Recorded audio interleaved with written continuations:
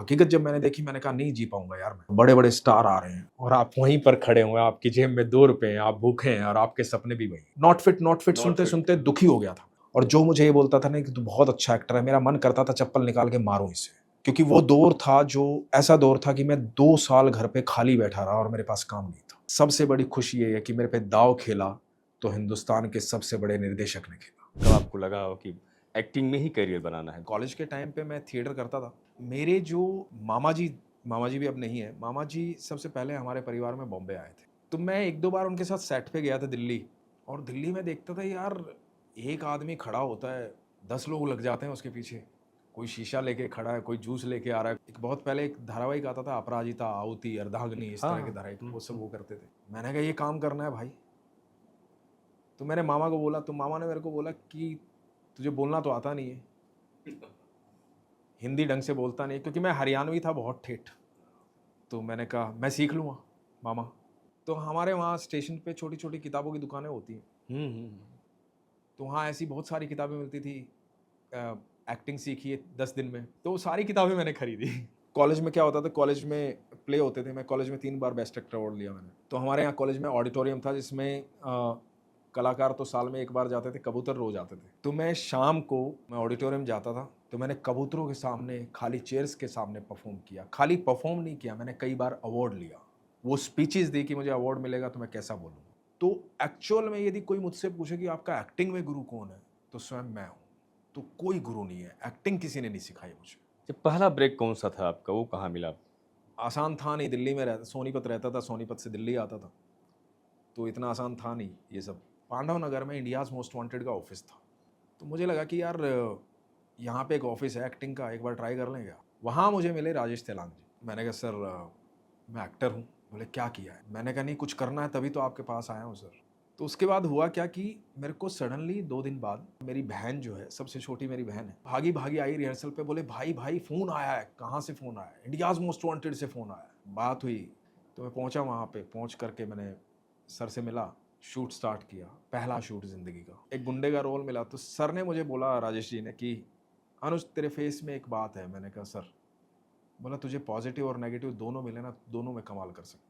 उसके बाद मैंने उनके साथ करीबन-करीबन 22 एपिसोड किए होंगे। पहली कमाई कितनी मिली आपको? ₹1500। दिल्ली में आप काम करते रहे, फिर मुंबई कब आना हुआ आपका? मुंबई आया सर मैं 2005 में। मैं एक्चुअली दिल्ली में बहुत फेमस हो गया था। बहुत सारे डीडी काशिर के, डीडी 2 के इस तरह के शो आते थे। फिर डीडी 2 बंद हो गया था एक ज़माने में, हाँ, हाँ। तो बहुत सारे एक्टर खाली हो गए थे। फिर एक घटना घटी थी, मैंने सोच लिया था बॉम्बे कभी नहीं आऊँगा। पर बॉम्बे मेरी पहली मोहब्बत थी। वो इसलिए सोच लिया था कि मुझे अब सोर्स दिखाई नहीं दे रहे थे दूर-दूर तक कि मैं मुंबई जा पाऊँगा। क्योंकि होटल पे बैठ गया था, अब बिल बनाने का काम था मेरा। तो मुझे लगता था कि अब यहीं रहना है, अब थोड़े दिन में शादी हो जाएगी। हरियाणा सर, आप समझ सकते हैं। तो और मेरी ज़िंदगी में मतलब कोई एक ही लड़की थी जो गर्लफ्रेंड बनी। मैं बहुत अकेला फ़ील करने लगा था दादी के जाने के बाद। माँ बोलता था मैं उनको, तो मुझे लगता था कि माँ चली गई तो सब चला गया, वो सब चल ही रहा था। तो समय बीतने लगा तो उस समय इमोशनली बहुत वीक था और जहाँ ये निधि जो आज मेरी पत्नी है, वो मुझे बहुत हिम्मत दे रही थी। तो वैलेंटाइन डे जब आने वाला था तो मेरी पत्नी से मैंने पूछा कि मतलब गर्लफ्रेंड थी उस समय, मैंने पूछा कि मैंने कहा आप बताइए वैलेंटाइन डे आने वाला, पहला वैलेंटाइन डे आपको क्या चाहिए? उसने बोला कि जो माँगूँगी दूँगा। मैंने कहा हाँ, बोलो। तो उसने कहा कि मुझे चाहिए कि वैलेंटाइन डे वाले दिन आप मुंबई होने चाहिए और कभी लौट के मत आना। 13 फरवरी को मैं वहाँ से चला और 14 को सुबह 12 बजे के आसपास यहाँ पहुँचा मुंबई। मुंबई पहुँचा तो मेरे हाथ में गुलाब का फूल था जो मैं वहाँ से लेके आया था और वो मैंने अंधेरी स्टेशन पे रखा और बोला हैप्पी वैलेंटाइन डे मुंबई। यहाँ से मेरी शुरुआत हुई थी मुंबई। मैं बॉम्बे आ गया तो बॉम्बे आके मैं पहले ही दिन वापस जाने की सोच रहा था। एक तो भीड़ नहीं देखी थी, एक मैं जिस दोस्त के यहाँ पे आया था, सडनली उससे बात हो गई, उसके रूम पे गया तो मैंने एक कितना 10 बाई 10 का रूम होगा, उसमें 6 लोग सो रहे थे और मेरी इच्छा सिर्फ़ एक ही थी कि मुझे कहीं नहीं जाना, मतलब मुझे है ना रोज़ काम करना है, मेरे पास टाइम लिमिटेड है, मुझे साबित करना है अपने आप को। तो मैं वो सारी चीज़ें एडजस्ट करने के लिए रेडी होके आया था। लेकिन क्या होता है कि आपकी कल्पनाएँ अलग होती हैं और हकीकत बिल्कुल अलग होती है। तो हकीकत से सामना करना आसान होता नहीं है। तो मेरे लिए वो हकीकत जब मैंने देखी मैंने कहा नहीं जी पाऊँगा यार मैं। मतलब मैं करवट नहीं ले पा रहा हूँ रात को सोते वक़्त और मुझे आदत थी कि अ, खुला बिस्तरा, आराम से सोना। तो सच बता रहा हूँ मैं, यही सोच के मैंने पहले दिन डिसीज़न लिया और फ़ादर का फ़ोन आया, फ़ादर ने बोला कि ठीक-ठाक पहुँच गए? मैंने कहा हाँ पापा पहुँच गए। तो मैं अभी बोलने वाला हूँ कि मैं कल वापस आ रहा हूँ। उससे पहले वो बोलते हैं मुझे पता है तू एक फ़ौजी का बेटा है, हारेगा नहीं। मुझे याद है मेरी आँख से आँसू गिरे, मेरे होंठ काँप रहे थे। मैंने कहा हाँ पापा, और मैंने जानबूझ के फ़ोन काट दिया। और तब मैंने सोच लिया था कि अब चाहे कुछ भी हो जाए, अब ऐसे जाऊँगा नहीं। और जो पैसे मैं मुंबई लेके आया था वो मैं अपनी कमाई के लेके आया था। तो मुझे घर से कभी पैसा लेना ही नहीं था, आज तक लिया भी नहीं। 13,000 रुपए मैं लेके आया था। वो 13,000 ही हैं आज जो कुछ भी है। तो मुझे याद है कि जहाँ पे अपना ये अंधेरी में आपने कभी देखा हो तो बालाजी का ऑफिस है, वहाँ एक परोठे वाला बैठता था। तो मैं वहाँ परोठे खाता था डेली। 10 या 15 रुपए के परोठे आते थे। एक दिन ऐसा आया कि उस परोठे के पैसे भी खत्म हो गए। अब 2 रुपए मेरी जेब में थे। तो मैंने अपनी जो आज पत्नी है उनको फ़ोन किया। मैंने कहा यार मेरे पास पैसे खत्म हो गए। उन्होंने कहा कि तो अनुज घबराना नहीं है। मैंने कहा वो दुकान भी बंद हो गई है जहाँ से उधार चलती थी परोठे खाने वाली। और ये वो पल था कि आप सोचो कि आप फन रिपब्लिक के सामने खड़े हैं, वहाँ पर रेड कारपेट बिछा हुआ है और निखिल माई ब्रदर, मुझे याद है उस फिल्म का प्रीमियर था उस दिन, और बड़े बड़े स्टार आ रहे हैं और आप वहीं पर खड़े हुए हैं, आपकी जेब में 2 रुपए हैं, आप भूखे हैं और आपके सपने भी वही। तो उस हालात में मैं खड़ा हूँ। तो मेरी पत्नी मुझे बोलती है कि अनुज घबराओ मत, ये दिन आना ज़िंदगी में ज़रूरी था, क्योंकि एक दिन आएगा जब इस दिन को आप अपनी कहानी के तौर पे बताओगे और आज वो दिन। वाइफ ने, मेरा जो एक खास दोस्त था उसको बोला कि अनुज इस सिचुएशन में है, तो उसने किसी दोस्त को बम्बई फ़ोन किया, वो बोला कि मैं आ जाता हूँ। तो मैंने कहा भाई मेरे पास तो आने के भी पैसे नहीं है इंडियन ऑयल नगर तक। तो मैंने कहा और मुझे उधार नहीं चाहिए। उसने मुझे 1000 रुपये दिए, मैंने मना किया। मुझे कहानी याद आई, सबने सुनी होगी कि गाँव में बाढ़ आ गई थी, नाव आई और उसको भगवान पे विश्वास था, उसने हर चीज़ को ठुकरा दिया, फिर वो डूबी गई। तो मुझे लगा कि शायद ये वो नाव है जो ईश्वर ने भेजी है, ले लेते हैं। और मेरे फ़ोटो ख़त्म हो गए थे जो मैं बाँट रहा था, तो 250 रुपये के फ़ोटो बनवाए मैंने लोखंडवाला से और स्ट्रगल फिर स्टार्ट किया। उसके बाद नेक्स्ट डे जब मुझे लगा कि वो पैसे भी अच्छा, मैं प्रेज़ेंट में जीता हूँ, तो मुझे कल की चिंता कभी होती नहीं है, आज भी नहीं है। पापा को फ़ोन किया, मैंने कहा मेरे पास पैसे नहीं है। तो पापा बोले कितने पैसे चाहिए? मैंने कहा 5,000 रुपये चाहिए सिर्फ। तो बोले कि पैसा कैसे आएगा? मैंने एक दोस्त को फ़ोन किया, तो मेरा दोस्त दिल्ली ट्रेन से बैठ के मुझे पैसे देने आया और उसके 2 दिन बाद मुझे काम मिल गया दिलीप साहब के यहाँ। दिलीप साहब का सीरियल का क्या नाम? स्त्री, DD1 पे। मुझे काम मिल गया और उस काम के उन दिनों मुझे 1500 रुपये पर डे मिल रहे थे। तो पहले 1000 रुपये चुकाए, फिर बाकी।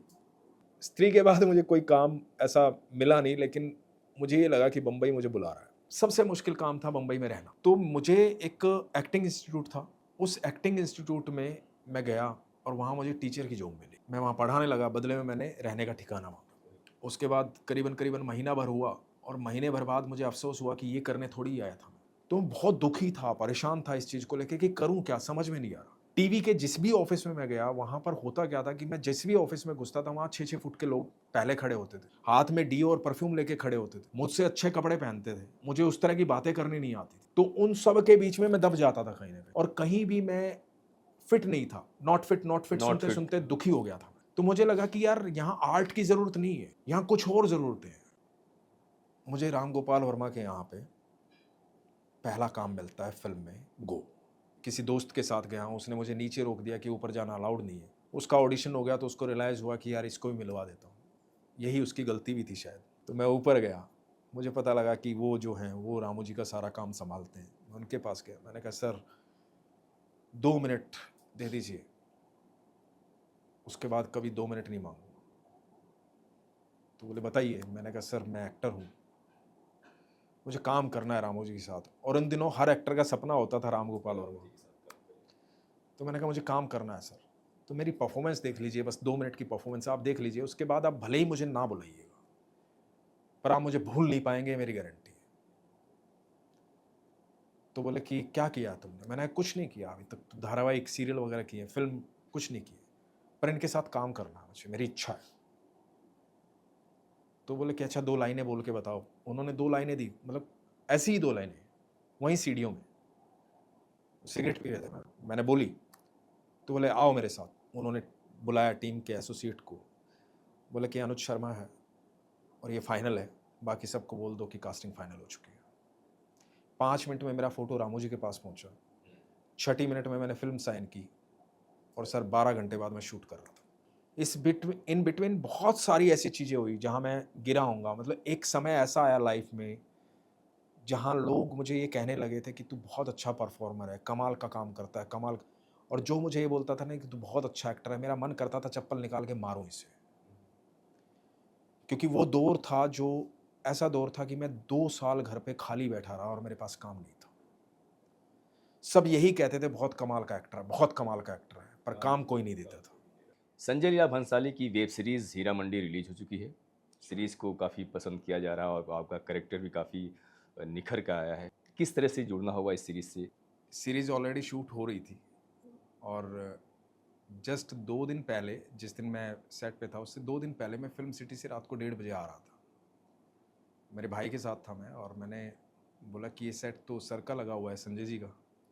तो बोले हाँ। मैंने कहा यार ये करनी है मुझे, कैसे करूँगा समझ में नहीं आ रही, पर यहाँ पहुँचना है मुझे, सर से मिलना है। 2 दिन बाद सुबह 11 बजे फ़ोन आता है कि मैं एसएलबी फ़िल्म से बोल रहा हूँ और संजय सर आपसे मिलना चाहते हैं। तो उनके साथ काम करने का बहाना मुझे चाहिए था, तो मैंने कहा हाँ, मैं फ्री हूँ।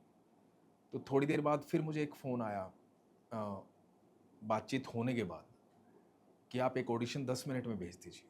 ऑडिशन भेजने के बाद मैं इंतज़ार करता रहा। उन्होंने कहा था कि कल शूट है।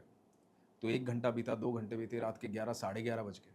तो मैंने जिन्होंने ऑडिशन मंगवाया था उनको फ़ोन किया। तो उन्होंने मैसेज पे मुझे रिप्लाई दिया कि डिडंट वर्क आउट, नहीं हो पाया। तो मैं बड़ा मायूस हो गया। मायूस इस वजह से नहीं हुआ कि किरदार फाइनल नहीं हो पाया, काम नहीं आया। मायूस इस वजह से हो गया कि मेरा ऑडिशन सर के पास पहुंचा होगा, वो फेल कैसे हो गया। तो इस बात की वजह से मुझे सारी रात नींद नहीं आई। तो मैं बहुत ही घबराया हुआ था इस बात को लेकर के। सुबह हुई, मैं प्रार्थना कर रहा था और इसी क्षण मुझे फ़ोन आता है कि संजय जी आपसे मिलना चाहते हैं। मैं सोच रहा था कि पता नहीं क्या होगा, वो ऑडिशन देखा होगा, क्या बोलेंगे, किस लिए बुलाया, बहुत सारे क्वेश्चन दिमाग में चल रहे थे। सर हालचाल पूछते हैं कि कैसे हो तुम अनुज? मैंने कहा मैं अच्छा हूँ सर।